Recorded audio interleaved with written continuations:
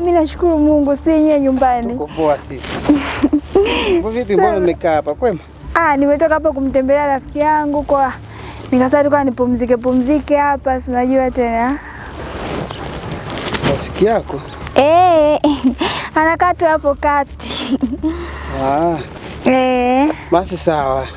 Ndio. Unaotokea wapi baba? Mimi natoka kwa rafiki yangu vile vile yani. Kama leo tulikuwa tumeamua kuwatembelea marafiki zetu yani. Kwa rafiki yako?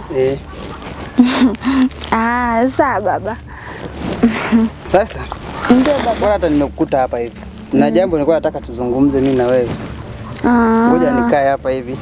Sawa baba. Ili tuzungumze. Sawa baba, nakusikiliza. Vipi kwenye ndoa yako kwema? Kwema tu baba, yani kwema kabisa, hamna mashaka yote. Kuna changamoto yoyote? Hapana, hakuna. Tupo na amani, tuna furaha, tunaishi tu vizuri baba. Basi kama kuna furaha, jambo la heri, maana mama mdogo yako yule ile ndoa hata kama ilifungwa lakini hakupenda. Kwa ndio maana nilikuwa na wasiwasi. Yaani nitaka nitoke hapa mguu kwa mguu mpaka nije kwenu huko ili angalau tuzungumze na wewe.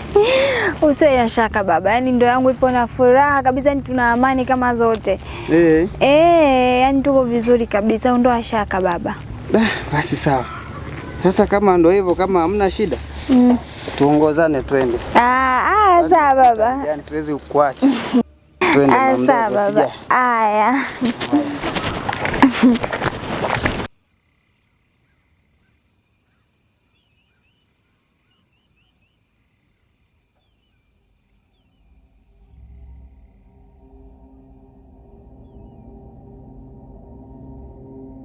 Sawa, naomba unibane vizuri. Sawa. Kibanio ni hiki hapa. Naomba nipendeze kwa ajili naenda kwenye shughuli.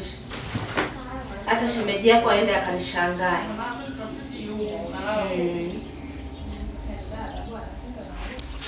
Nikishamaliza shughuli.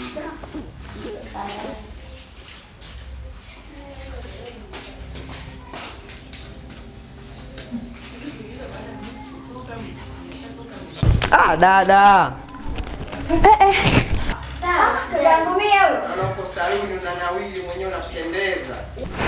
Naona uko saluni unasuka nini, unazidi kunawili dadangu kipenzi. Umeanza mambo yako, umeanza. Nimefanyaje, nimeanza nini? Mambo. Poa mzima. Mzima sijui wewe. Kabisa. Mimi niko poa, nashukuru Mungu, sio wewe. Safi, vipi za nyumbani? Mama iko fresh. Nyumbani ni mbaya tu. Ubaya wake ni tena dada. Unajua mimi nilivyotegemea yule mwanaume akinioa nitabadilisha maisha ya nyumbani. Yaani maisha ya nyumbani yatakuwa mazuri, tutaishi vizuri, mwanaume atanisikiliza, lakini hamna mdogo wangu. Yaani najua leo gani sikukusikiliza. Jana nichekesha, sema tu basi tuache naye. Wewe kinachokuchekesha nini? Yaani katika jambo la serious wewe unacheka nini sasa? Basi tusigombane na yeye, tugombane naye mbele za watu, ndio vipi dada? Apite zangu hii. Haya poa, msalimie mama nyumbani. Haya poa bana. Haya.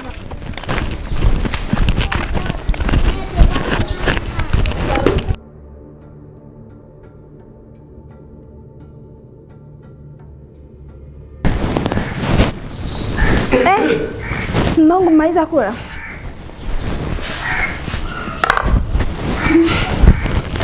Asante. Baba. Umeshana? Bado.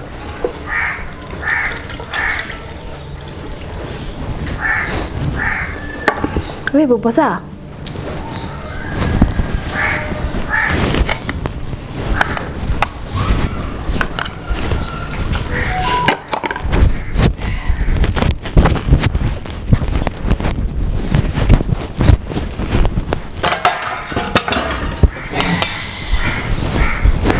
Sasa mume wangu, nimkatie matunda.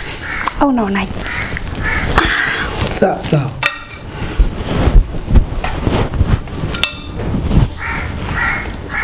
Ila mume wangu, ndio nataka tuongee jambo kwanza. Unajua jinsi gani ninavyokupenda mume wangu eh? Mume wangu, unajua ninavyokupenda. Kwa hiyo hali leo mimi nilikuwa na wazo. Unaonaje tukauze ile shamba la bondeni? Vipi mume wangu? Uko sawa? Usijali mume wangu, nipo kwa ajili yako. Nitakusaidia.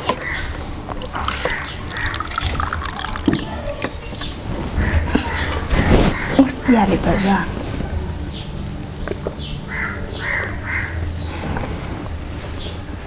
Vipi? Uko sawa? Niko sawa. Sasa kwenye kuuza mashamba kidogo ni changamoto. Mume wangu, usijali kwa hilo. Unajua ile hospitali ya mwanzo tulioenda, matibabu yake ni madogo mno. Kwa hiyo mimi nilikuwa naona tuuze ile shamba, tupate pesa ili matibabu zaidi upate mguu wako. Nakuomba mume wangu, au niamini? Na kuamini? Unaniamini? Tufanye hivyo basi mpenzi. Okay, basi sawa, nimekuelewa.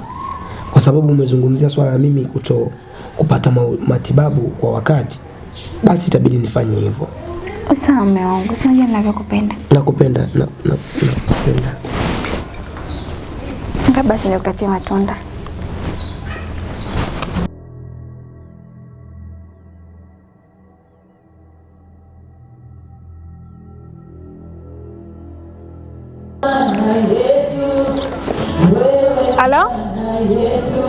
Halo?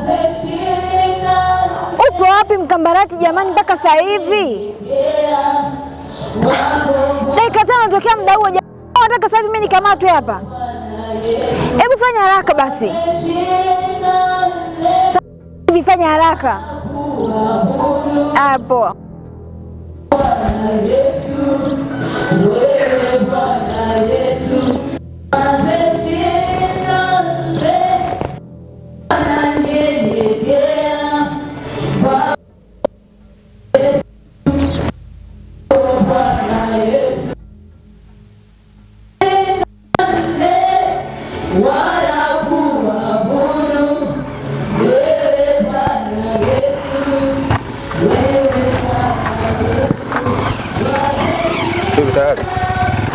Ulikuwa wapi muda wote jamani? Nilikuwa mbali. Ulikuwa mbali nini? Hapa nikikamata sasa hivi inakuaje? Lakini vipi tayari? Kama umekamilika kila kitu na pesa zipo kwenye begi humu. Yaani umekamilika kabisa? Ndiyo kabisa. Basi ina shida tuanze tusome. Hapo.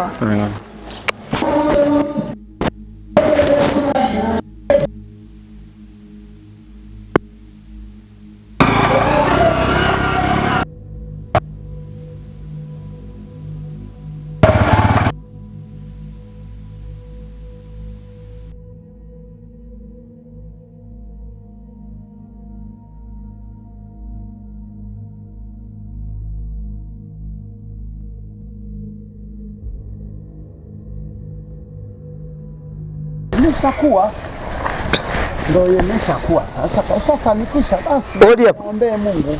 Odi babu. Karibu. Asante sana.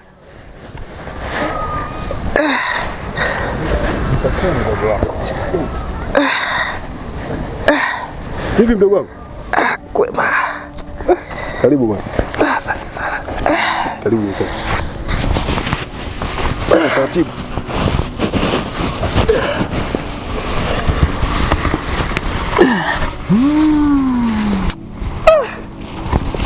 Kwa haya tena.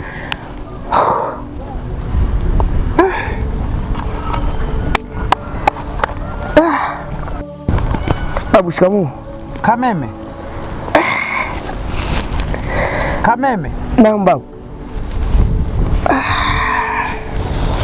Imekuwaje tena haya mambo jamani?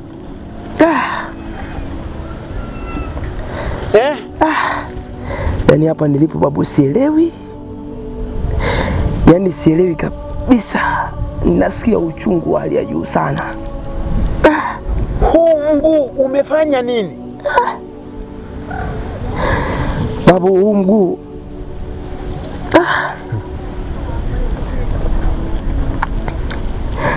nakumbuka nilikuwa kazini. Nilipokuwa kazini kwangu nilikuwa na kijana mwenzangu. Kijana mwenzangu aliniita kwa shauku kubwa sana. Akanambia, Kameme, ndugu yangu, naomba uje unisaidie vipimo, nimesahau. Aliponiita kwa shauku, ndio kwamba niende nikamsaidie vile vipimo. Sawa sawa. Niliamka vizuri babu, ila tu ni hatua moja sikuweza kuendelea na safari ya kwenda kumsaidia vipimo. Maana nilishikwa na ganzi, mguu ukawa unauma ghafla, uchungu unanipanda kiasi siwezi kufanya chochote kwa muda huo. Nilipiga kelele na kumwambia rafiki yangu, huu mguu. Akanambia, mguu umefanyaje? Akajua ni masiara. Lakini aliponisogelea na kunitizama kwa ukaribu, akatambua kwamba siwezi kuendelea na chochote. Ndipo aliponinyanyua mpaka kunipeleka nyumbani kwangu. Kameme. Naam babu.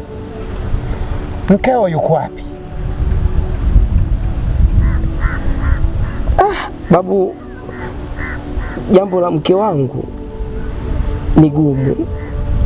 Mke wangu katoweka, na hapa nilipo sielewi yuko wapi. Mke wako katoweka? Ndiyo babu. Mligombana? Hatujagombana hata kidogo. Hata kidogo hatujagombana, wala hasijamkwaza wala yeye hajanikwaza.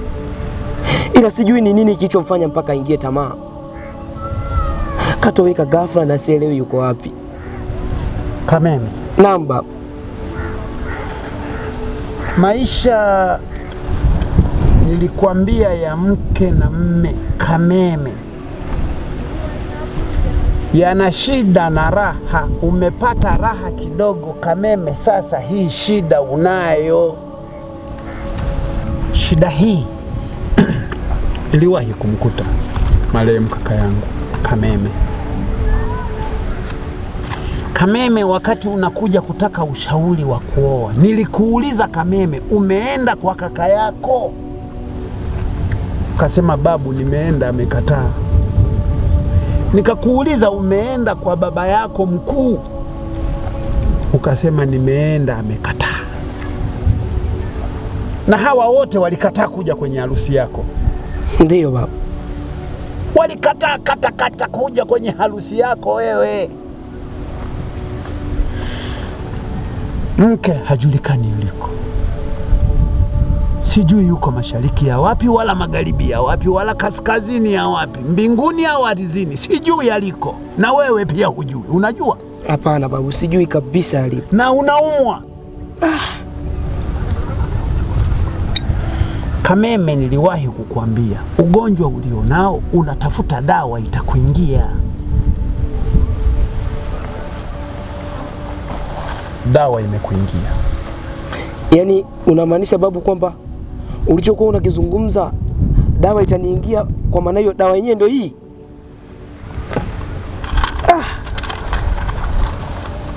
Mimi Kameme, umenipa tena mzigo mjukuu wangu wa kuanza kufuatilia huu mguu kukutibu.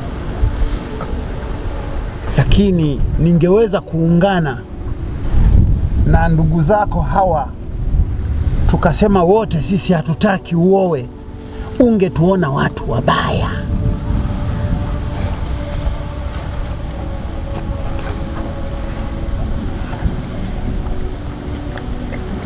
Mdogo wako Kameme, mkimbia mke wake, kamkimbia na hali anaumwa na kamuacha. Na kinachonistaajabisha na kuona ajabu, anasema hajui hata aliko. Mke tuliyecheza harusi, tukaingia gharama za kutosha, watu wakala hawakulala wakakesha. Sasa hivi Kameme hajui mkewe alipo.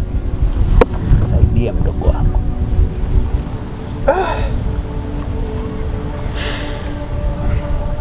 Babu, sielewi nianzie wapi niishie wapi. Ajua Mdogo wangu Kameme. Naam kaka.